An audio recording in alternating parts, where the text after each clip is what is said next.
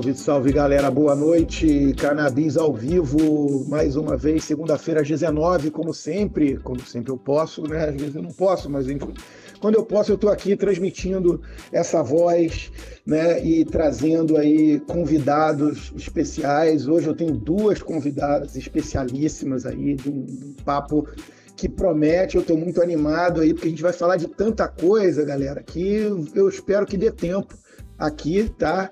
Eu quero já, enfim, já chamar aqui pro ar aqui a Rebeca Lerner, enfim, que já vai, enfim, nos dar aí um salve, boa noite para a turma da Rádio Hemp.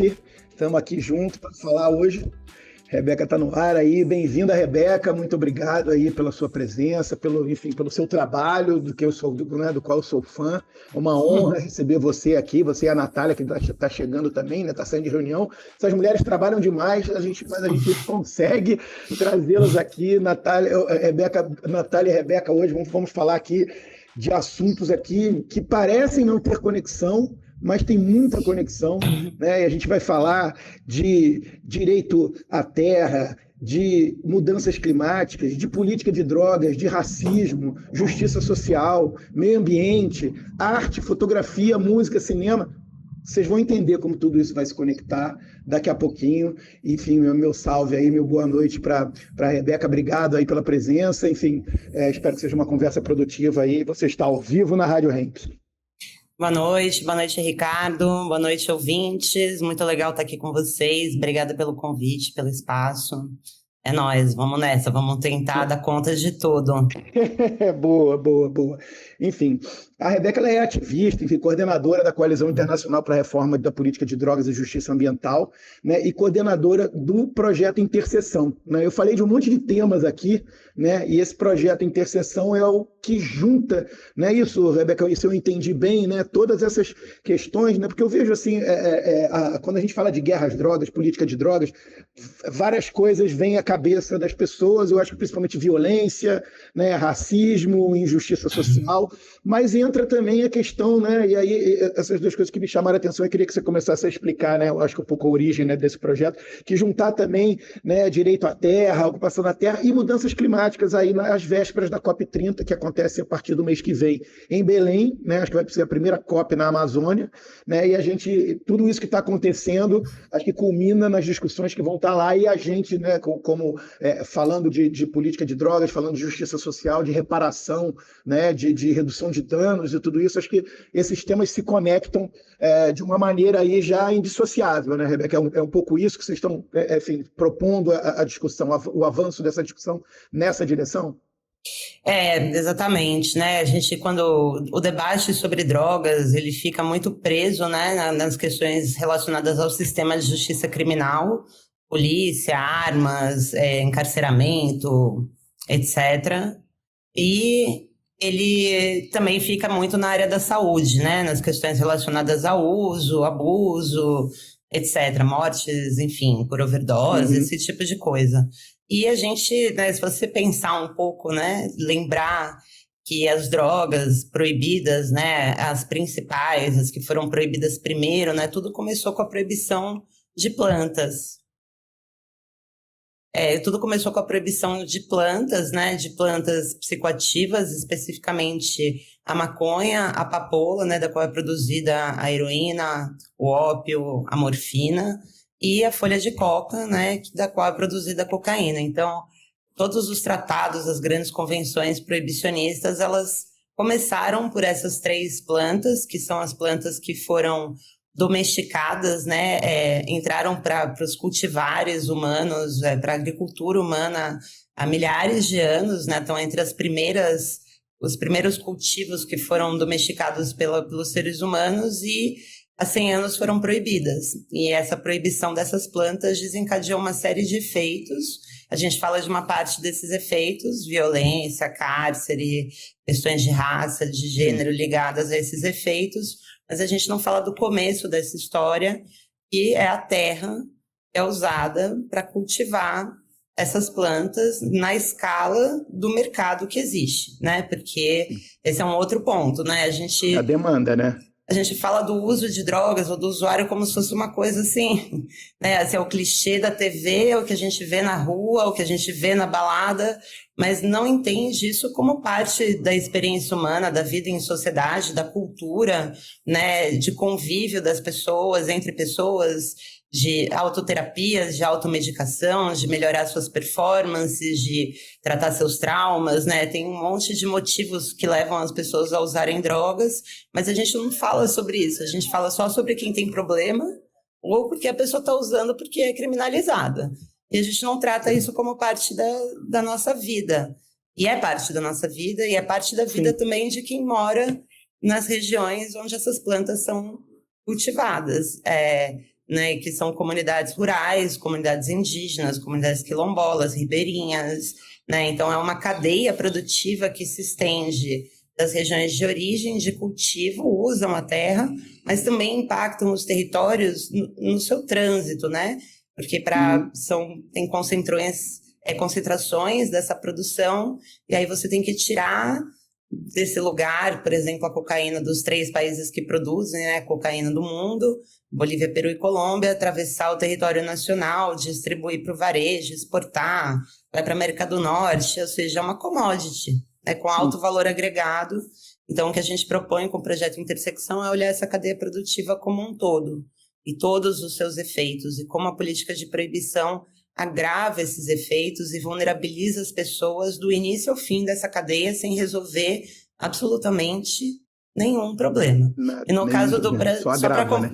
Só agrava. E aí, só para complementar meu raciocínio e passar a palavra para a Nath, no caso do Brasil e da América Latina em geral, né, cujas emissões de gases que provocam o efeito estufa, as mudanças climáticas, está muito vinculada ao uso do solo, ao desmatamento e ao uso do solo, essa discussão sobre o uso da terra e como a proibição, né, ela condena a governança da terra, né? Ela dificulta que você tenha governança territorial, como isso acaba alimentando os processos extrativistas que são extremamente poluentes e que colocam o Brasil, por exemplo, entre os 5 maiores poluidores do mundo, né? E está ligado com as redes de crime organizadas, de multitráfico, de violência policial, corrupção, né? Olha as denúncias do PCC aí, enfim, tá aí para quem quiser ver, né? Não é nenhuma novidade, a gente só tá, tipo, apontando o dedinho. Mas obrigada, desculpa, eu falo muito. Imagina, não, Rebeca, eu estou aqui para ouvir vocês, eu quero chamar a Natália também, enfim, Natália também, uma convidada aqui super especial, Natália Oliveira, que é socióloga da Iniciativa Negra por uma Nova Política sobre Drogas, que está completando 10 anos, né? Bem-vindo, Natália, bem-vinda à nossa humilde Rádio Hemp, você está em casa, uma honra ter você aqui, né? Vocês duas aqui, acho que vamos para um papo aqui ótimo. Se a gente passar um pouquinho do horário, não tem problema, porque acho que a galera quer ouvir e quer discutir tudo isso, né? E eu comecei a conversa com a Rebeca justamente falando, né, desse projeto Interseções, né, que eu falei, pô, a gente vai falar de uso do solo, mudança climática, música, arte, performance, fotografia, né? Tudo que está nessa exposição que eu vou contar um pouquinho para vocês. Mas eu queria começar com a provocação. Eu acho que, né, você, enfim, uma militante onde a referência, né, quando a gente fala de racismo e da consequência da guerra às drogas, porque quando a gente fala guerra às drogas é uma coisa que não existe uma guerra às substâncias, né? As substâncias não estão em guerra, né? Não é uma cocaína pegar um fuzil, né? É uma guerra às pessoas, né? E a gente sabe que é uma guerra às pessoas pretas e pobres e marginalizadas de sempre, e ela, né, a Rebeca mencionou como lá atrás, há 100 anos, né, essas plantas foram proscritas, foram proibidas. Uma das razões não escritas, mas que todo mundo sabe, foi uma escolha racista, né? Foi uma escolha para marginalizar populações, nos casos nos Estados Unidos, os pretos e os imigrantes mexicanos, principalmente, né? Natália, bem-vinda. Eu queria que você começasse um pouco, já contando um pouco dessa sua trajetória de 10 anos, para ensinar, né, as pessoas que não conhecem essa história, né, que acham que é possível fazer uma guerra às drogas sem destruir populações inteiras, sem destruir famílias, destruir, né, futuros inteiros, né, de populações que são historicamente marginalizadas. Bem-vindo à Rádio Hemp, muito obrigado pela sua presença. Uma honra ter vocês aqui mais uma vez. Oi, gente, muito obrigada. Desculpa o atraso de emergência aqui no filho. Mas eu queria muito agradecer o convite. Estou feliz de estar aqui, né? Eu acho que muito legal campo antiproibicionista vai produzindo, né? Iniciativas como, tipo, lá, organizar uma rádio dentro, muitas vezes sem nenhuma estrutura, né? Construindo as coisas, aí vai crescendo, etc. Então, acho que estou bem feliz, assim, eu acho que o que não falta é criatividade para o campo antiproibicionista. Tudo que a gente vê, assim, acho que ao longo desses vários anos. E é isso, né? Assim, a Iniciativa Negra, ela surge justamente para tentar ajudar a montar esse quebra-cabeça, né? Quando eu e o Dudu Ribeiros, a gente se conhece e começa a pensar sobre isso, né? A gente começa a montar o nosso quebra-cabeça, né? Até que chega um momento que a gente fala, cara, isso aqui dá um bom quebra-cabeça, mas a gente precisa de mais gente para olhar, né? A gente precisa racializar rapidamente, né? Assim, todos os temas e discussões que estão sendo produzidos sobre sobre política de drogas. E aí a gente tem essa ideia de criar a Iniciativa Negra por uma nova política sobre drogas, que a princípio não era uma organização da sociedade civil, ela era um movimento, e um movimento que era justamente para isso, para acelerar uma estratégia de mudança de pensamento no campo de direitos humanos e política de drogas, com o acréscimo da lente racial no centro, né? Assim, então, a gente entendia que a questão racial ela não era um recorte do tempo, ela era uma das lentes centrais para a gente olhar todas as outras, todos os outros assuntos assim, sobre o tema. Então, acho que a iniciativa ela marca, né, esse lugar de inaugurar a discussão. Claro que não é só a gente que faz essa discussão no Brasil, mas a gente cumpriu com esse papel pioneiro, né? E a ideia era essa, criar uma organização que provocasse outras organizações a olhar para isso, que provocasse o surgimento de novas, que trouxesse pessoas que já estudavam, de repente, a temática e produziam sobre isso, mas poderiam ter uma produção e um resultado com mais qualidade se acrescentasse, né, uma leitura mais interseccional e etc. Então, é meio isso, assim, na história da iniciativa. E aí, ao longo desses 10 anos, a gente produziu um monte de coisa tentando desenhar, né, que nem essa exposição, né, assim.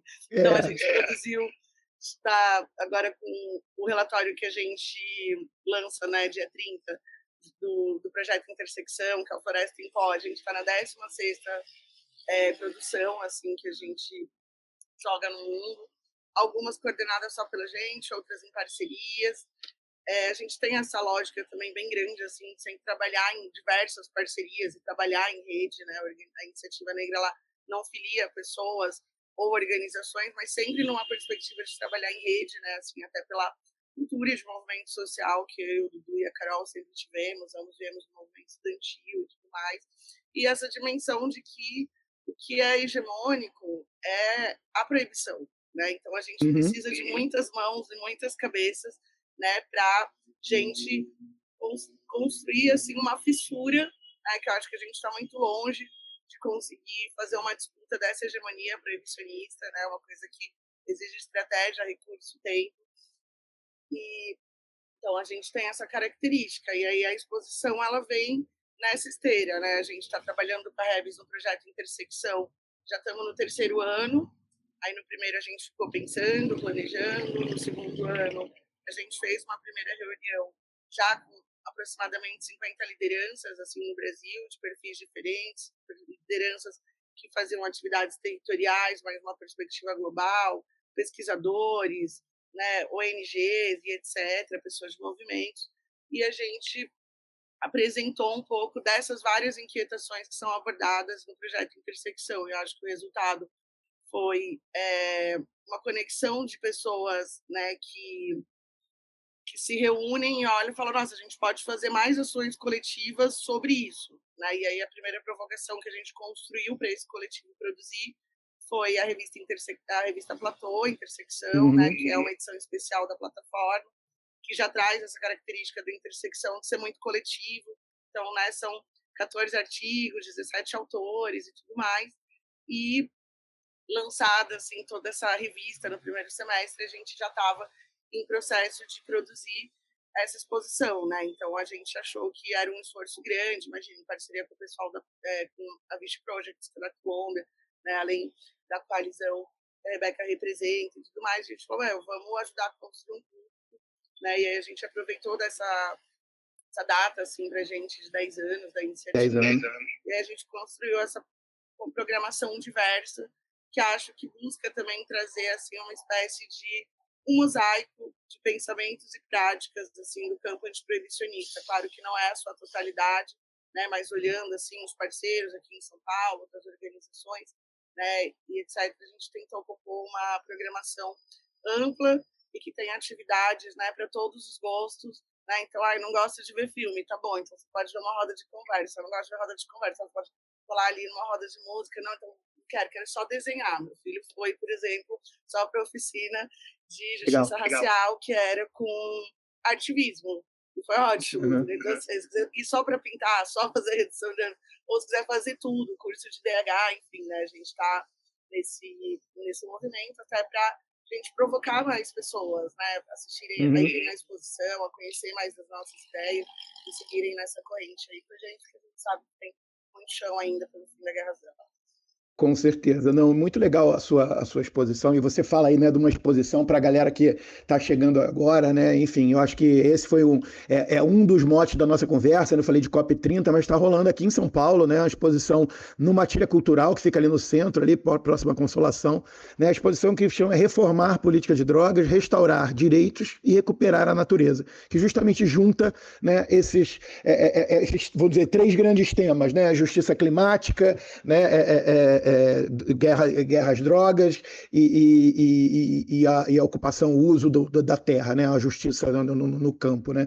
Então conta pra gente um pouquinho, Rebeca, como é que é essa exposição. Tá desde setembro, né? Para quem não sabe, depois eu vou dar o serviço completinho para todo mundo, é gratuita, tá? Aqui na Matilha Cultural, que fica na Rego Freitas, no centro de São Paulo, vai até o dia 22 de novembro, e tem aí, como eu falei lá no começo, tem cinema, tem roda de conversa, tem música, tem arte, tem fotografia, né? Tem debates, vai ter um show super bacana agora, na quinta-feira, agora dia 23, né? Quinta-feira às 7 horas da noite, show ao vivo.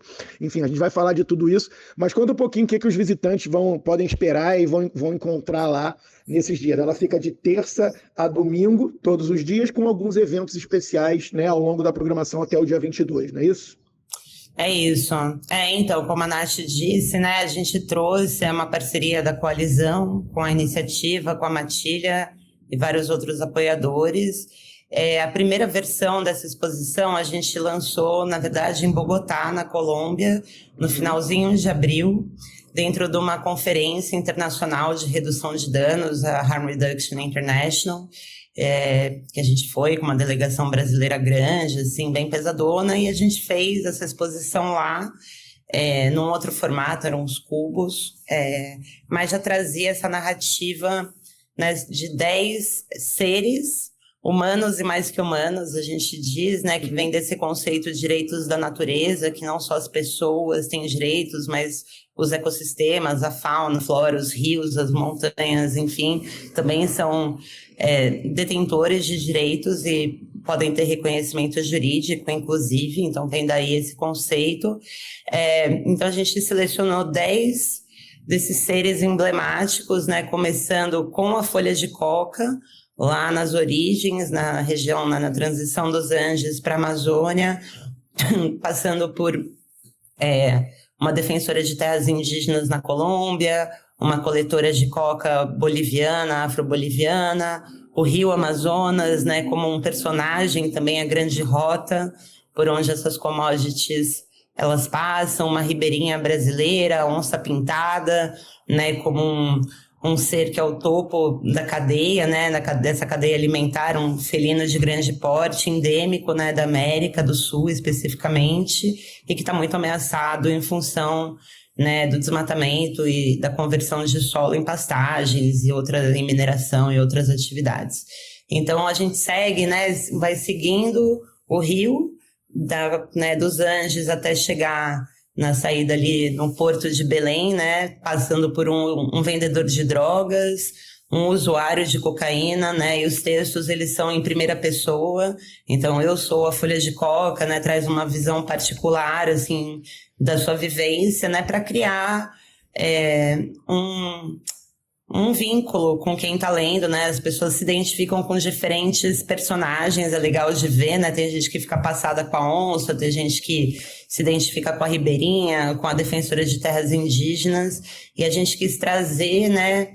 Mostrar todo mundo que é impactado por essa política de proibição. E a ideia é que essa exposição viaje para outros países, outros estados do Brasil. Que legal. Ainda não temos um calendário, mas ela foi pensada para ser volante, assim, né? A gente quer levar para a Europa, tem uma ideia de levar para a Espanha, para a Inglaterra e para outros estados.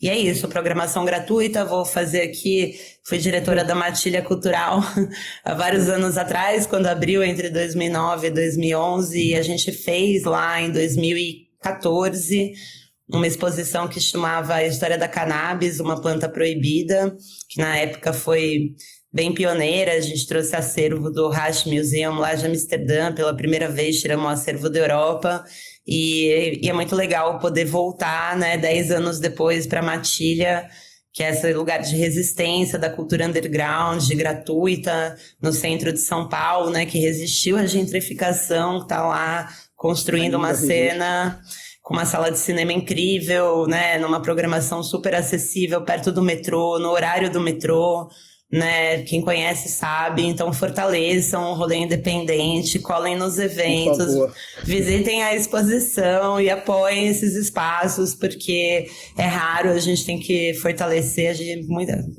Muito obrigada aí para toda a equipe Matilha Cultural. Tamo junto, e para todo mundo, né, para a iniciativa, que eu e a Natália a gente se fala todo dia, então. Não, amiga, bom, falo mais com ela que com a minha filha atualmente, não, brincadeira. Posso imaginar. Mas, Nath, conta um pouquinho além, né, dessa exposição, acho que tem uma exposição de foto também, você falou, né, de oficinas, rodas de conversa, né, a quinta-feira agora, né, vai ter o Chocolinho da Quebrada, né, às 7 horas. Conta um pouquinho mais das experiências, como é que as pessoas podem, né, não só, né, como a Rebeca falou, se conectar ali, se identificar com esses personagens ali que estão, né, que fazem parte dessa trajetória da exposição, mas como é que as pessoas podem se conectar, vamos dizer, com um tema, né? Quer dizer, aprender mais, participar, perguntar, debater, porque eu acho que um pouco do nosso papel, né, eu acho que desde quando eu comecei a trabalhar especificamente com cannabis, falando dos negócios da cannabis e tudo isso, a minha grande preocupação foi trazer informação de qualidade e debate sem preconceito, e debate sem filtros, né? Mas dizendo a verdade e tocando o dedo em algumas feridas que são importantes que a gente toque, né? E a gente, né, de novo, estamos falando aqui de racismo, de injustiça social, de violência estatal, de corrupção, né? Como a Rebeca falou. Como é que as pessoas se conectam lá, né? Quais são as oportunidades que as pessoas vão ter para, de fato, se engajar nessa luta que deveria ser de todos, mas infelizmente ainda é de poucos, né? Então, a gente tentou criar uma programação que ajudassem as pessoas a aprofundar também o debate, né? Então as pessoas passam lá na exposição, aí tem essas fotos, tem um quadro explicativo do lado, uma legenda, né, falando sobre a foto, trazendo dados, mas a gente quis ousar e tentar, sei lá, sensibilizar diversos sentidos. Então, visual, audição, tátil, né? Só não ser muito objetivo, assim, mas a gente, a parte da programação já rolou bastante, né? Então a gente teve um curso de Direitos Humanos que foi super legal, de 3 aulas, mas depois ele vai ficar disponível no nosso YouTube. Se já não está no YouTube da iniciativa, ele vai subir. Tem tiveram algumas mesas, né? Eu vou contar do que vem por aí. Então, nessa quinta, a gente tem um debate sobre COP30, que vai ser com Juliano Medeiros, presidente do Instituto Futuro, com a Mari Belmonte, do Instituto Guelé 10, e com a Ana Bela, do Bloco do Beco, mediado pela Helena Fonseca, da plataforma, e depois tem essa conversa não, né, esse pocket show com a Lin. Acho que os músicos assim, que a gente escolheu também tem a ver com diversas relações históricas assim, da iniciativa, né? Então a Lin tem apresentado, por exemplo, reflexões muito interessantes, né, sobre a própria proibição das drogas, a maneira como ela foi exposta em um momento de uso mais abusivo, né, pela imprensa, etc. Né? Então, todo mundo foi chamado, a própria Roberta, o Dexter, o KLJ, né, eles formam um conjunto de parceiros da música que, né, usam da música também para serem ativistas, levarem várias causas, chegar em várias pessoas. Acho que isso é o que a gente tentou mesclar. E aí a gente tem mais algumas coisas pela frente. Então, na outra semana a gente já entra mais nesse debate sobre memória e reparação, né? Então, falando sobre territórios negros. em São Paulo, não, perdão, na outra semana, desculpa, no dia 1/11, vai ter o lançamento do relatório Floresta em Pó. Então, a gente lança no webinar agora dia 30, não sei se a Hebe já fez o convite, mas eu sei que em algum momento ela vai fazer, já fazendo a galera acessar. Dia 30 a gente vai lançar um webinar, depois vai deixar disponível, vai lançar um relatório no webinar fechado, mas depois ele vai ficar disponível, né, para acesso e leitura. Mas para quem quiser conversar sobre ele pessoalmente, a gente vai estar no Matilha também no dia 1/11. Depois tem roda de samba, a gente vai estar cobrindo o País Manso, além da Rebes, e o Paulo Pereira, da PUC. Depois a gente entra na questão de memória e reparação, então a gente vai falar de 3 projetos sobre memória e reparação, 2 de samba e um que é o Centro de Memória das Vítimas de Violência do Estado Democrático, com a dona Débora, que é um projeto em equipamento novo, que a iniciativa tem sido parceira na construção com a dona Débora, em Santos, de todo o movimento Mãe de Maio. E aí, por fim, a gente tem o último dia, que a gente resolveu também não fazer roda de conversa nem nada, meio só, tipo, chega, acabou toda essa programação, a gente chamou um show com a Láfia, vamos celebrar, e resolvemos celebrar em grande estilo com a Láfia, que é uma galera que tem um som pesado, é uma banda grande, assim, uma coisa muito massa, e a gente encerra com a Láfia, mas parte do que foi produzido, né, ainda fica disponível nas nossas redes, né, a gente está fazendo vários vídeos, várias coisas, para quem não esteve poder participar. E a ideia é muito essa, né, assim, então a ideia é a gente pensar em uma coisa de expandir a exposição, como a Rebeca falou. Então a gente está num momento, né, de inauguração do Centro de Memória das Vítimas de Violência em Santos, no próximo ano, então tem um diálogo para a gente pensar uma adaptação dessa exposição para o território de Santos, que é uma coisa super importante, porque Santos, né, ela é um porto de grande saída para o narcotráfico, então tem essa intenção, né, de lançar para Santos, a gente também tem trabalho na Bahia, né, então é um estado que a gente também gostaria de levar, outros estados que solicitaram para a gente, Rio de Janeiro, Pernambuco, então a ideia é, nesse ano, a gente sentar com os parceiros, pensar um pouco como que a gente leva para cada território no próximo ano, repetindo também essa ideia, né, de uma exposição com ativação, programação, né, com os parceiros locais que fazem as discussões. Então a gente está muito nesse momento, né, expande internacionalmente, mas expande também no Brasil, para fincar o pé no debate.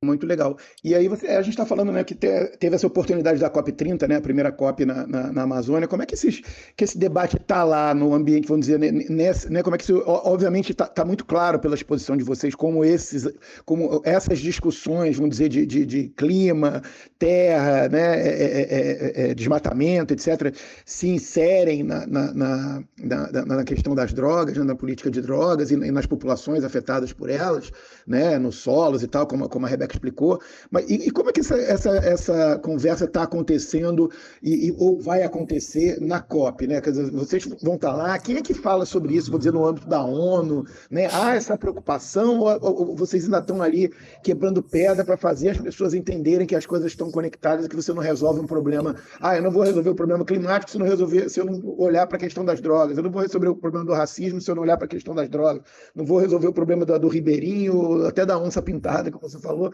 se eu não olhar para isso como uma coisa, né, que é um sistema que gera todas essas injustiças, né, e desigualdades, né? Como é que essa conversa chega lá, né? Então, exatamente, assim, da mesma forma que quem discute política de drogas não pensa no uso da terra, quem está discutindo o uso da terra não discute política de drogas, né? Fala de combater o tráfico, né? Percebe essa intersecção, né, financeira, principalmente logística, entre o recurso do tráfico de drogas com outros crimes ambientais, principalmente grilagem e garimpo, mas não dá o passo seguinte, que é entender que o vetor é a proibição. Então, né, você tem, por um lado, a gente falando, não, precisa descriminalizar, precisa, né, romper esse paradigma proibicionista para reduzir a violência policial, a violência de Estado, os índices de encarceramento, de homicídio, de violência armada. E, por outro lado, você tem uma galera falando, precisa de mais polícia, mais exército para combater o tráfico na Amazônia, porque agora tem um narcodesmatamento, sacou? Então, essa desconexão ela é muito gritante e ela contrasta muito, por exemplo, quando você pensa no Congresso Nacional, onde não existe uma bancada chamada Boi, Bala e Bíblia à toa, não é mesmo? Sim. E que vota junto nas pautas de uso da terra, tipo a lei do marco temporal para demarcação de terras indígenas, e também quer votar a PEC das drogas para retroceder tudo que a gente conseguiu avançar no STF. A mesma galera que está propondo, eles caminham juntos, a gente, como sociedade civil, como defensores de direitos humanos, territoriais, a gente ainda não fez essa conexão. Então, uma parte do nosso trabalho tem sido, como a Nath disse, né, fazer reuniões, fazer encontros, fazer eventos, tentando ao máximo trazer, né, uma diversidade não só, né, racial, de gênero, mas territorial, né, geográfica. Então, nesses encontros, a gente teve gente do Maranhão, do Pará, de Rondônia, do Acre, de vários lugares, né, do Nordeste, de Recife, de Salvador, de várias cidades do Sudeste. Então, né, sair um pouco do eixo, mas no sentido de, vamos falar com quem tá lá na fronteira do Acre, vendo os caras passar, entendeu? Tipo, vendo os aviões ilegais passando e tal. Então, tem muito esse lado e a gente vai para a COP, né? Como a Nath disse, a gente tem aí uma pesquisa. O dia 1º é o dia que é aberto para o público, tá? Então, rolou uma falha de comunicação aqui. Então, dia 1º na Matilha a gente vai fazer uma apresentação desse novo relatório. Quem quiser ir, em breve a gente vai divulgar melhor. Que olha mais em detalhe justamente para isso, mas de fato não é um tema que foi incorporado às discussões sobre política climática e nem aos planos de enfrentamento ao crime organizado, né? Na Amazônia, em todos os biomas, porque isso também acontece no Cerrado, acontece no Pantanal, ali na fronteira, né, Mato Grosso do Sul com o Paraguai, com a Bolívia, acontece na Mata Atlântica, né, aqui, você pegar aqui o litoral norte de São Paulo, Ubatuba, ali, Paraty, a região, né, são regiões mosaicos de unidades de conservação, o que aconteceu depois do pré-sal, né, da extração do novo polo petroquímico ali, que foi estabelecido com o pré-sal, em termos de entrada do crime organizado, a partir da insegurança territorial que isso gerou, que o petróleo gerou nas comunidades tradicionais, caiçaras, quilombolas, e na sequência elas são invadidas por forças armadas variadas, tanto polícia quanto crime. As coisas andam sempre juntas, né? A droga, ela é aquela coisa que ela tá em todas as situações. Ela vai ser usada de forma conveniente para corromper uma autoridade aqui, para destruir uma reputação ali, para recrutar pessoas ali, sacou? Então, e a gente tem que fazer essa conexão em vários níveis, mas no nível da política internacional de clima do debate, ainda está muito ausente. Esse é o grande objetivo da Coalizão Internacional pela Reforma da Política de Drogas e Justiça Ambiental, que eu coordeno aqui na América Latina, mas que reúne voluntariamente, de forma independente, mais de 100 pessoas de todos os continentes. Tem uns 20 países aí, da Jamaica, Nova Zelândia, a Índia, ao Chile, Colômbia, Bolívia, Peru, Guatemala. Então, a gente tem uma galera da Gâmbia, tem gente de vários países do mundo, super legal, e cada história, assim, você vai vendo como, né, essas crises interconectadas de insegurança territorial, ameaças de violência armada, invasão de territórios por grupos armados e por forças policiais, muda um pouco a droga e os personagens, mas assim, o enredo é meio que o mesmo, e a proibição é o denominador comum, saca? Tipo, eu tava ouvindo eu tava ouvindo um parceiro nosso lá da Índia, lá do Himalaia, que fica bem na fronteira ali com o Paquistão, é uma rota de tráfico de ópio e de heroína. E assim, uma dinâmica muito parecida que a gente vê com a cocaína e com o crack aqui.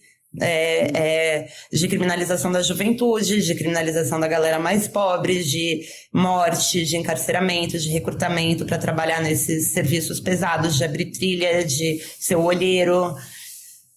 Uma coisa muito doida, assim, ele contando, você falou, não, parece que ele tá falando aqui do Rio de Janeiro, da Dutra, saca? E não, ele tá contando de um lugar que tá milhares de quilômetros aqui de outra substância, não é nem um estimulante, entendeu? E o denominador comum é a proibição. Então, é uma questão geopolítica, né? Tá aí o Trump né, enlouquecendo aí, botando navios de guerra no Atlântico e criminalizando países, né? Parece que a gente está vivendo também em 1982. Então, assim, ou a gente encara a questão da política de drogas de forma adulta e sóbria, sabe? Eu sempre falo que a gente precisa fazer um debate sóbrio e menos emocionado sobre isso, de entender isso como uma pauta de desenvolvimento socioeconômico, socioambiental, de uso da terra, de garantias de segurança territorial, de redução de emissões de gases de estufa, de redução do racismo, da violência, do encarceramento, de acesso a medicamento, acesso a tratamento, né? Menos estigma.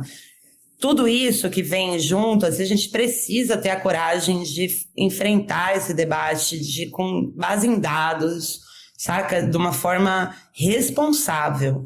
Porque senão, não adianta chegar lá na COP e falar a gente precisa colocar o exército, precisa colocar drone para fazer vigilância em todas as terras indígenas. Isso pode ajudar, mas não vai resolver, gente. A gente está falando de bilhões e bilhões de reais, entendeu? De dinheiro, né, assim, a gente tá falando de um mercado, olha aí os dados, assim, poderosíssimo e riquíssimo. É muito dinheiro, então assim, não tem como competir, os caras não pagam imposto, mano, só propina, é outro patamar, não tem teto de gasto, sacou? Então assim, não, mas é sobre isso, então, e é sobre, não adianta você fazer um plano lindo, vamos fazer aqui uma socio-bioeconomia de transição, maravilhoso, de semente, pode ser lindo o projeto. Se não tiver segurança territorial, sem essa ameaça, sem esse poder corrosivo da corrupção desse negócio, é muito difícil você fazer vingar esses projetos alternativos. Se você não criar oportunidade de emprego e renda para essa juventude que está lá e der segurança, né, que a terra é deles, que eles podem tá lá em segurança, que não vai ser invadido, eles não vão ser assassinados, tipo, não adianta você fazer um projeto lindo que vai ser premiado, mas que não vai estar mudando estruturalmente o racismo ambiental, entendeu? Essa marginalização socioeconômica e essa fonte de dinheiro de corrupção que é a proibição. Então, assim, esse é o meu...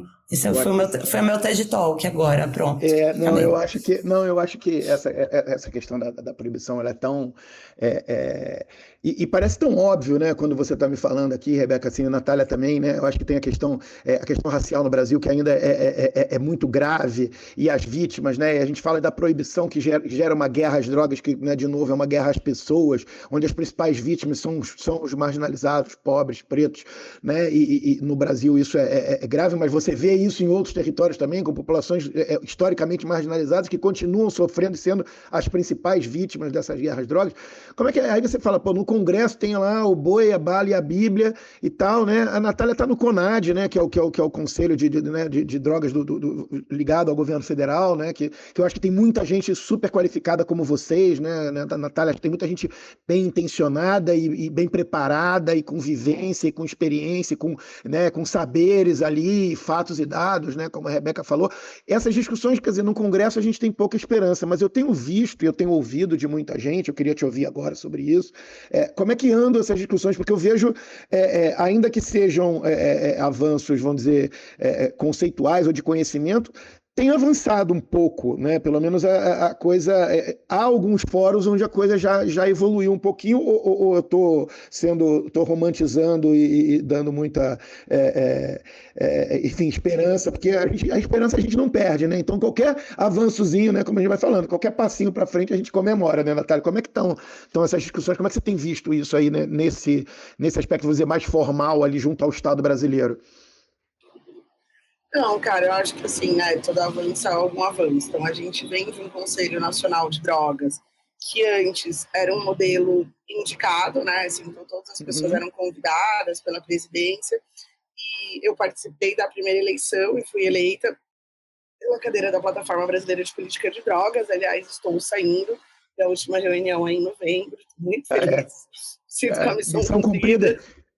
Boa. Cara, eu fui de todos os conselhos na minha vida. Eu fui presidente do Conselho Municipal de Drogas, fui do Conselho Estadual de Drogas aqui em São Paulo e selo agora com o CONAD, né, o Conselho Nacional de Drogas. Eu acho que o Conselho ele foi uma primeira tentativa do governo de democratizar um pouco a discussão sobre política de drogas, mas um conselho ainda muito incipiente na perspectiva de que ele não tem dotação orçamentária, então isso não vai ter uma equipe exclusiva dedicada a ele. As reuniões ainda são semestrais, a gente tem muita dificuldade para conseguir chamar reunião extraordinária, né? Assim, porque o conselho tem um formato fixo de que a presidência e a secretaria do conselho vai ser sempre do Ministério da Justiça, né? Então é sempre um lugar muito delicado de conflito de interesses, porque às vezes o conselho quer pautar um determinado tema e o governo vai achar isso delicado, e isso vai, né, de alguma maneira, trazendo algumas contradições na prática ali da participação social.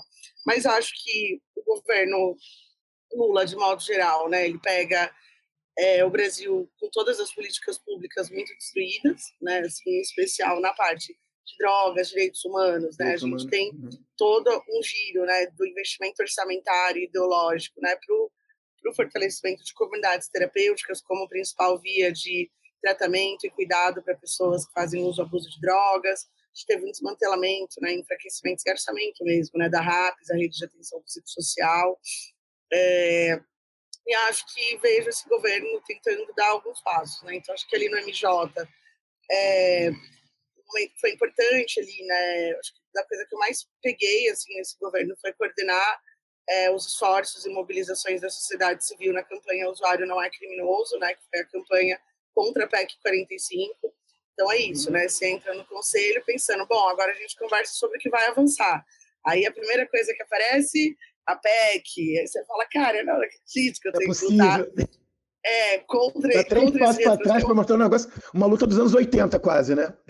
Isso, um negócio assim, sem precedentes, e assim, sem precedentes no mundo, né? Com pouquíssimos precedentes, você ter a criminalização do uso de drogas na Constituição, né? Então, a gente sabe que isso está diretamente relacionado a uma resposta do Congresso aos interesses econômicos deles, né? Assim, que o STF muitas vezes não beneficia, não que o STF não beneficie os interesses poderosos, ou a justiça está aí para isso, né? Sim. Mas no caso da resposta da PEC, que culminou junto com o PL do estupro, né? Foi na mesma época, tinha a ver com o STF ter derrubado a tese do marco temporal para a questão das demarcações das terras indígenas e quilombolas. Então, quando você pega a linha do tempo, né, que a gente fez essa linha do tempo, essa é uma resposta imediata, né, assim, para o STF. Essa daí e a questão da lei do, o PL do estupro.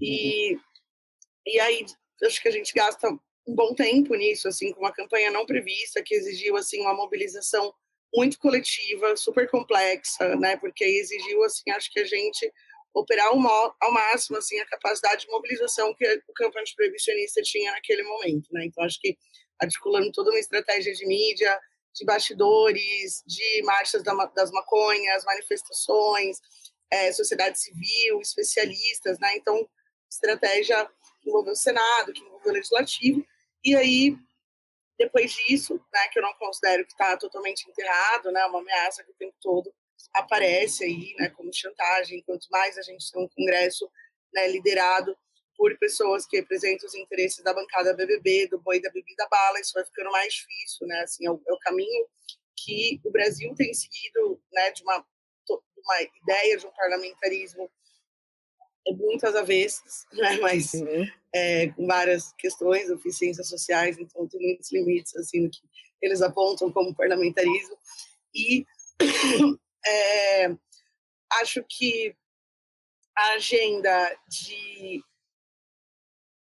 das comunidades terapêuticas, ela fica concentrada no Ministério do Desenvolvimento Social, é o grande financiador, mas aí a gente consegue garantir que o Ministério da Justiça e o Ministério da Saúde, né, não financiem essa política e comecem a construir uma política alinhada ao que a gente tem de mais racional, né, e mais alinhada a direitos humanos para lidar com isso. Acho que a SENAD também tem desenvolvido no último período um equipamento interessante, assim, que se chama CAIS, Centro de Atendimento de Inclusão Social. E esses CAIS, eles são equipamentos híbridos, assim, que as pessoas podem concorrer via edital, as organizações da sociedade civil, ou também em convênios com universidades para atuação em territórios. Acho que isso traz uma boa novidade, na perspectiva de que é uma política em desenvolvimento, tem uma permeabilidade assim de temáticas, né, e territórios a ser desenvolvido. Então, assim, sempre vejo com bons olhos, né, o desenvolvimento de dispositivos para que a gente construa políticas como a gente acredita.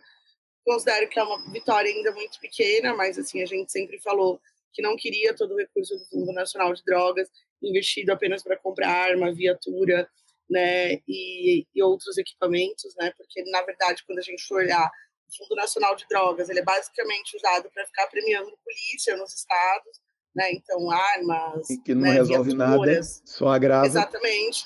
Então, a gente fez essa discussão, então, assim, o Fundo Nacional de Drogas ele tem que servir também para o desenvolvimento de outras políticas, né? Acho que o CAIS é essa primeira tentativa. Agora, na pauta da cannabis, sim, é uma vergonha, né? Assim, o papel subalterno que o Brasil tem se ocupado, né? Assim, inclusive, o prazo dado pelo STF para a regulamentação, Não foi né, cumprido. pelo STJ, não foi cumprido e ele é sempre adiado. Tem uma perspectiva de que agora ele seja cumprido, mas teve que ter uma forte pressão das associações canábicas para que fosse considerado na agenda brasileira e da regulamentação a possibilidade de participação dessas associações, né? Assim, mas as coisas ainda estão muito incertas, são vários setores do governo olhando para isso, mas assim, tem gente dentro do governo que vai te defender que toda a produção de insumos e tecnologia ela poderia acontecer fora do Brasil, o Brasil nem plantar, porque é muito arriscado, e a matéria-prima dos medicamentos serem feitas só para terminar de ser desenvolvida aqui no Brasil. Então, Invasado no Brasil. É uma coisa assim, uma posição assim vergonhosa, entendeu? Assim, zero alinhada com o projeto de desenvolvimento nacional, né? Assim, esse negócio que a Rebs fala. Não, aí essas pessoas não pagam impostos, não são só os impostos, cara. Assim, a gente está diante de uma possibilidade de desenvolver uma cadeia toda verticalizada no Brasil de produção de uma commodity, né? Então, assim, não só plantar, mas colocar as tecnologias, desenvolver a tecnologia, criar mistos, né, de formatos de produção, desenvolver a cadeia também, né, comercial, porque o Brasil também tem um grande potencial de consumo, né? Então a gente está falando de muito emprego, né, em vários níveis, várias classes sociais, e quando o Brasil ele deixa que as grandes potências façam a discussão e decidam onde é o lugar do Brasil nessa nova cadeia internacional que está sendo produzida, Sim. tem um outro nome do que esse é um papel totalmente subalterno, totalmente vira-lata, né? Então tem uma coisa que é vira-lata é isso daí, né? Muitas vezes usam o termo vira-lata para outras coisas. Pronto, falei, entendeu? Estou ajudando na construção de uma nota de recomendação do Conselho Nacional de Direitos Humanos. A Iniciativa Negra tem uma cadeira no CNDH, buscando trazer recomendações e intervir nessa discussão, né? Uma recomendação do CNDH é olhado com bastante apreço pelo CNJ, pela STJ, né, e pelos demais ministérios, mas é isso, assim, por hora é uma coisa, assim, vergonhosa, porque se existe um governo que poderia popularizar esse debate, né, assim, até na chave da geração de renda, geração de emprego e etc., é um líder carismático como Lula, entendeu? E aí, se ele se acovarda de fazer essa discussão e esse debate popular, quem vai fazer? Pois é, eu acho que você falou aí de um papel subalterno, eu acho que o Brasil até está se submetendo voluntariamente a esse papel subalterno por não avançar na velocidade que deveria com essas pautas, principalmente de cultivo e de desenvolver, principalmente pesquisa, né? Eu vejo as pessoas falando muito de pesquisa, de ter insumo para pesquisa, né? Recentemente um grupo de pesquisadores, cientistas aí propuseram aí uma nova abordagem para pesquisa científica com cannabis, e aí eu queria ouvir a Rebeca um pouco sobre isso também, né? Que eu acho que a gente, com política de drogas, e tem sido assim historicamente, infelizmente, mas é assim que as coisas andam, é 2 passos para frente e 1 para trás, né? Eu vejo assim como o copo meio cheio no caso da cannabis, né? Que aí, Natália, você trouxe, eu achei muito interessante as oportunidades que a gente perdeu, mas de certa forma a cannabis medicinal, né? Por ser medicinal e por ter esse nome, ela começou a quebrar um pouco o estigma da planta, né? E há também aí e aí eu queria que você refletisse, Rebeca, sobre isso, isso, né? Que essa questão, mas cannabis medicinal não é maconha. Não, é maconha sim. E a maconha pode ser remédio, mas a maconha também pode ser uma droga usada por adultos de forma responsável, desde que haja, né, controle, informação, etc. Né? Adultos são, né, responsáveis e devem ter autonomia para usar o seu, né, o que quiser, né? Enfim, a gente tem drogas legalizadas aí que são responsáveis por, né, milhares, centenas de milhares de mortes no Brasil a cada ano. E não se faz essa discussão. A maconha rompeu um pouco isso ao virar medicinal, mas obviamente não é. Ninguém quer legalizar a maconha porque ela acha que não é a mesma coisa. Né? Então eu queria que você refletisse um pouco. Quer dizer, o quanto aí nesse caso, o quanto a maconha abre as portas para a discussão das outras drogas, não para abrir a porta para o uso, mas para a discussão também, né, dessa de enxergar diferente, de uma forma diferente essas substâncias, né? Todas elas, no caso. Não, assim, quem é mais antiga do rolê, né, percebe, né, eu sou da Marcha da Maconha aqui de São Paulo desde 2008, desde a primeira, estamos indo aí para 18 anos de Marcha da Maconha São Paulo, então, assim, essa mudança cultural, né, que é o que você falou, o copo meio cheio, eu leio como uma mudança cultural. A mudança cultural de percepção, né, e várias pesquisas refletem isso, né, 10, 15 anos atrás era 70% contra, e hoje você já tem uma maioria a favor da legalização da maconha, do uso medicinal da maconha, né? Não existe maconha medicinal, existe o uso medicinal da maconha. Medicinal, perfeito. Então, a gente, né, eu não falo de maconha medicinal, tudo é maconha, gente, é como você vai usar. Então, é meio sobre isso.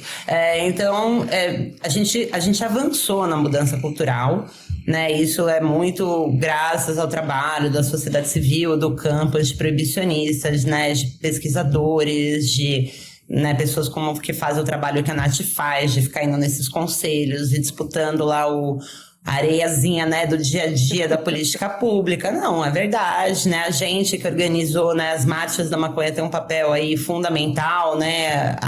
A ação direta que a gente moveu lá em 2011 pelos direitos de marchar, né, para deixar de ser crime de apologia falar sobre a legalização da maconha, foi o que abriu espaço para você ter marcas de cannabis, influenciadores canábicos, marcas de moda com a folha da maconha, entendeu? Essa cultura, ela veio muito, essa foi a primeira grande fissura que a gente teve no proibicionismo brasileiro, foi o direito de falar sobre isso sem ser considerado apologia ao crime, né? As mães, as associações, todo mundo que veio aí, né, se juntando a essa luta nos últimos anos, e eu acredito que essa é uma questão geracional, né? Assim, a proibição, ela emborreceu a sociedade.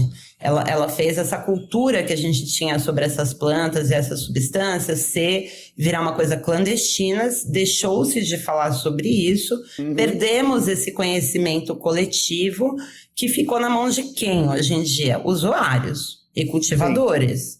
E comerciantes, né? Que é quem sabe o que está acontecendo de fato. Então, quando a gente fala da legalização da maconha, a gente tem que pensar nisso tudo, né? Como a Nath disse, assim, não faz sentido o Brasil com um tanto de terra adequada ao cultivo outdoor, né, do cultivo em escala de agricultura familiar, de agricultura de sistemas agroflorestais, sistemas combinados de cultivo de alimentos e maconha ou cânhamo, né, para ser usado como fibra pela indústria também. Não faz sentido a gente abrir mão disso, inclusive como um potencial de recuperação de áreas degradadas. Então, né, o Cerradão ali desmatado na Bahia, no Mato Grosso, no Maranhão, certamente serviriam para ter boas cepas nacionais de maconha que poderiam, por exemplo, fornecer o SUS para universalizar o acesso aos medicamentos, né, que são produzidos, os óleos e extratos. Então, existem muitas formas de você fazer isso de um jeito adequado, e também tem que considerar o papel do Brasil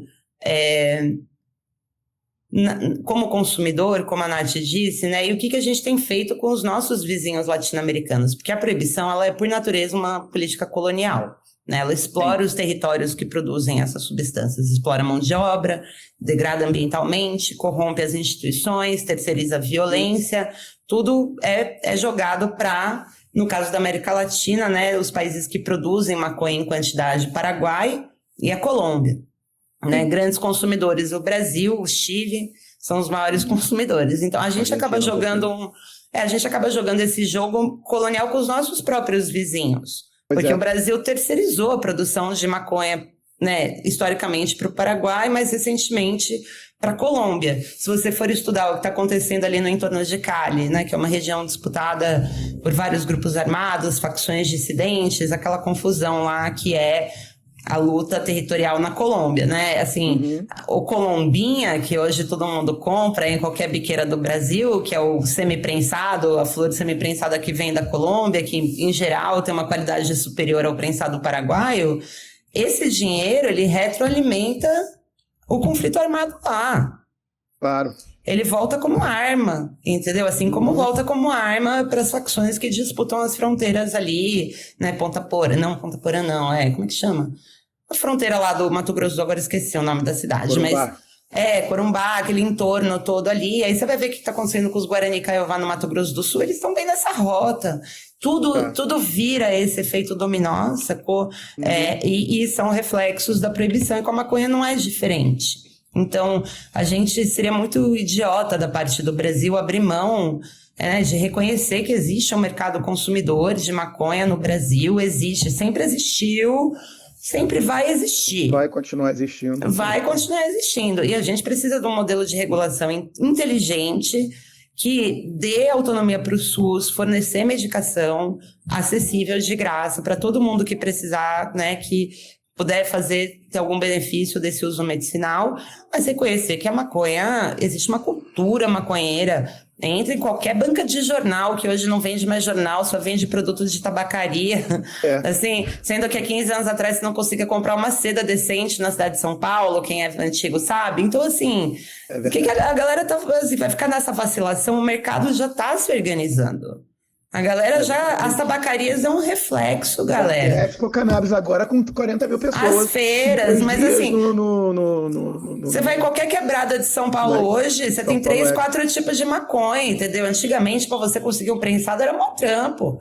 Então, assim, o mercado, ele tá além, a mudança cultural tá além da lei. Então, assim, para mim, é inevitável. Eu acho que uma questão de mais alguns anos, o Brasil vai legalizar, assim, eu acredito muito nisso, mas ainda não legalizou, e a gente está num momento de tensionamento, porque a gente, né, toda vez que você falar um passo para frente, 2 para trás, não, é assim, você anda, aí você cria uma reação. Agora os caras estão reagindo, então vieram atrás das associações, estão derrubando página no Instagram, no Facebook, isso aí é robô denunciando em massa. E destruíram uma plantação de remédio. Destruíram uma plantação de remédio. Agora, né? Isso é reação, é prefeito querendo passar lei proibindo o macho da maconha, entendeu? É esse tipo de loucura, mas assim, a gente tem que continuar organizado, a gente tem que manter essa bola no chão, entender que habeas corpus e jurisprudência não é mudança legislativa, e a classe política brasileira tem que deixar de ser covarde. Porque você fala com essa galera no privado, todo mundo, não, a gente sabe, não, porque meu afilhado tem um transtorno que ele tá usando, tá fazendo super, eu fui pra Israel, eu vi, entendeu? A gente não é idiota, mano, entendeu? Então, assim, a gente tem que mandar essa... Não aparece, né? Não, então assim, tem que... porque eu tô conseguindo fumar meu beck em paz, agora eu consigo importar minhas flores, o problema tá resolvido? Não, gente, não tá resolvido. E agora é o momento mais crítico, então a gente tem que continuar fortalecendo as marchas, fortalecendo as associações, falando com as nossas famílias, votando em políticos que abraçam essa pauta de uma forma aberta, no que vem tem eleição, cobrando o governo para andar mais rápido que puder, apoiando as iniciativas legais como o CAIS e outras, né? Não é só o jogo político não é só você reclamar do que não andou, é você pegar o direito que você conquistou e ir para cima para ser consolidado. Então, assim, a gente manter as marchas na rua é consolidar o nosso direito de falar sobre isso. Tá nos conselhos participativos, é consolidar esse espaço político. Então, esse é o trabalho. Agora, não adianta só você querer celebrar lá no dia do Supremo e depois achar que o problema está resolvido. Ainda tem gente sendo presa, ainda tem gente morrendo na rua, morrendo dentro do cárcere, sendo destruída, tendo a reputação destruída por causa de um baseado. E sim, a regulação da maconha, ela é a porta de saída da proibição. Ela é uma grande fissura, ela mexe com uma parte do mercado. Agora, a gente só vai mexer estruturalmente com o financiamento do crime organizado quando a gente entrar no debate sobre a coca e a cocaína, né? Que é um debate, assim, é diferente, mas tem muitas coisas em comum. Mas, assim, regulando a maconha, você Você tira a pressão, entendeu, do sistema. Você consegue ter um respiro para olhar, vamos pensar agora, vamos começar a pensar sobre isso. Que é o problema mais de fundo ali, né? É um problema que aí tem a ver com a grana do rolê. Dinheiro, A maconha é né? escala, maconha é muita gente que usa, então é um mercado importante pela escala de consumo. Pelo valor agregado é a cocaína. Então, se a gente resolver um e deixar o outro rolando, a gente não vai resolver a questão. Mas ajuda, e é um começo. E só que tem que ser feito do jeito certo, entendeu? Claro. Senão vai continuar o racismo estrutural dizendo quem é preso, quem é usuário, quem é CBD, quem é não sei o quê, entendeu? Isso aí é tudo groselha, mano. É maconheiro, o nome é maconheiro, entendeu? Tá usando maconha. Admite que dói menos, aceita que dói menos. Tá fazendo uso de maconha. E não tem que bom. Né? Que bom, agradeçam essa planta maravilhosa. Que a mãe natureza deu para nós, entendeu? Que bom que ela existe, vamos libertar, tá na hora dela ficar livre. É sobre isso, nosso trabalho é para isso. O meu trabalho é para as plantas serem livres. Com a liberdade das plantas é a nossa liberdade, assim, não vai ter uma coisa sem ter a outra, sacou? Para mim começa ali. Do ponto de vista evolutivo, se você pensar nessa planta, como é uma planta que produziu substâncias que têm conectores, receptores em todos os tecidos do ser humano, que por acaso é o dono do planeta, é quem manda aqui no rolê, né? Então, ou seja, essa planta serve para alguma coisa, né? Assim como tantas outras, né? E fungos. Milagre evolutivo, né? Um milagre. Milagres botaram a folha de coca lá no pé da montanha, porque o bagulho ajuda você a subir a montanha até o alto. Assim, né? Vamos nós discutir com a inteligência superior da natureza? Eu não. Boa sorte aí. Vão vocês. Eu tô adorando o papo aqui. A gente até passou do horário, mas não tem problema. Tá aqui a casa de vocês. Assim, eu quero agradecer mais uma vez pela presença de vocês. Eu vou deixar aí um espacinho para vocês darem um recado final aí, tanto a Nath, Rebeca. Mas eu quero, antes disso, eu vou fazer aqui o serviço, tá? Da exposição, que vai agora até o dia 22 de novembro. De terça a domingo, de 2 às 8, com visitas monitoradas, que acho que é muito legal, de 2 às 8 também, de terça a sábado, aí no domingo não tem, na Matilha Cultural, que ficou na Rego Freitas, 542, na República, em São Paulo, pertinho ali da Igreja da Consolação, tá? Na Rua Rego Freitas. Eu conheço bem essa Rua Rego Freitas, que no começo eu precisava ir muito lá no Sindicato de Jornalistas, que ficava ali também, não sei nem se tá, é do lado, né? Então, assim, é super central, super fácil de chegar, tem transporte público, o espaço é super democrático, assim, o conteúdo incrível. Eu ainda não visitei, mas eu já, enfim, li bastante, quero ir lá, vou ver se eu vou amanhã ou quarta-feira, com o meu compromisso aqui. Enfim, quem pintar lá, se eu for mesmo, eu anuncio nas minhas redes sociais. Enfim, e aí, para vocês duas, assim, meu muitíssimo obrigado. De novo, uma honra ter vocês aqui. Referências nessa luta antiproibicionista, essa luta antirracista, essa luta anti-injustiças sociais que são cometidas em nome de uma proibição que não faz o menor sentido, né? Que a gente aqui é antiproibicionista 100% para todas as substâncias, né? Desde sempre, né? Da autonomia dos adultos de decidirem o que eles, né? Como eles dispõem do seu corpo, do seu lazer e principalmente do seu cérebro. Então, quero abrir aí o espaço para a Rebeca fazer aí seu salve final para a galera da Rádio Hemp, depois a Nath e a gente, enfim. Eu não volto na semana que vem, porque semana que vem eu vou estar numa viagem de trabalho, mas na outra semana estarei por aqui. Nath, você quer dar seu recadinho final aí, por favor? Eu queria só pedir para todo mundo visitar a exposição. Ia te convidar para você ir na quinta, que a gente está com esse debate da COP30. Está com esse debate da COP30. Eu vou tentar. Curte o show da Lin com a gente. Boa. E pedir para as pessoas conseguirem seguindo, né? Assim, tanto as redes sociais da Iniciativa Negra, no Instagram, quanto o nosso site, que a gente está sempre atualizando com várias novidades, né? Assim, então a gente segue sendo essa caixinha que não para. Então, a Intersecção é um dos projetos, né? E aí tem vários outros rodando na casa, né? Em São Paulo, em Belém, em Brasília, na Bahia, né? Então, acho que é isso. A gente segue aí à disposição. Eu não sigo no CONAD, né? Fui substituída pela Luciana Boatê e pela Luana Malheiro, eleitas pela plataforma.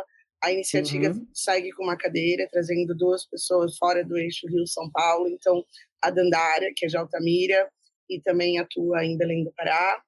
E o Dudu Ribeiro, né, que é o nosso mestrão aí em segurança pública e atua na Bahia, né? Então, acho que a iniciativa segue aí com essa responsa disponível. Também no CNDH a gente coordena a Comissão de Segurança Pública, então todas as visitas de violações, grandes denúncias, né? Quem está nessa cadeira é nossa outra diretora, a Carol. Não fiquem com saudade de Boa. mim, tô fazendo outras coisas. Não, Mas cansei de conselhos. Cumpriu parte da sua missão lá, foi cumprida, né, Nath? Então, acho que é isso aí, Não. galera. Continuem seguindo, Não acompanhando. tô com nenhuma o trabalho, assim. saudade. Não, mas o trabalho de vocês, assim, o seu trabalho continua e, assim, absolutamente fundamental, né? Enfim, Rebeca, só para você se despedir da galera aí também e vamos tentar se ver realmente essa semana. Como eu falei, eu tenho que estar 6 horas da manhã em Congonhas na sexta-feira, então na quinta-feira à noite para mim pode complicar, mas eu vou fazer um esforço. Mas lá é cedo, é 7 horas, 10 horas, 10 horas você já pode estar em casa. O plano é esse, a gente já passa 50, amigo. 50 a gente já tá nessa. Não, então é isso, obrigada, gente. Vamos aí, estamos na luta. Venceremos, galera. Vai legalizar, vamos até o final. Obrigada. Vida longa. Obrigado, pessoal. Obrigado por quem acompanhou. Até a outra semana. Obrigado. Nós, galera. Até mais. Valeu, brigadão.